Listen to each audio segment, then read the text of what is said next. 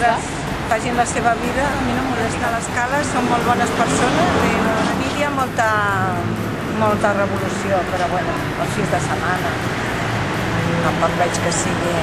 El que més importa no són ells, sinó són els gamberros que hi ha que s'aprofiten de tot i tiren les Coca-Coles i tiren el que els sembla. Home, ara sembla que es veuen més, o sigui que són més expressius, ho veus més al carrer, saps el que vull dir? També les parelles es noten més.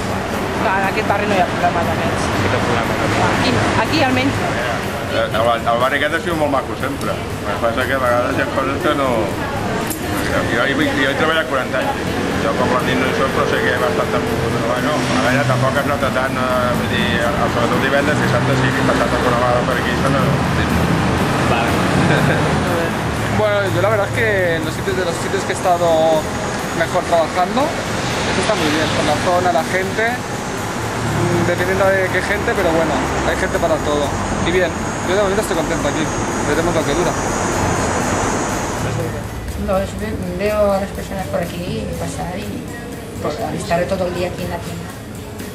Aquesta zona hi ha molts bancs. Aquí clients que venen nois a comprar y molt bé tot. Cap problema.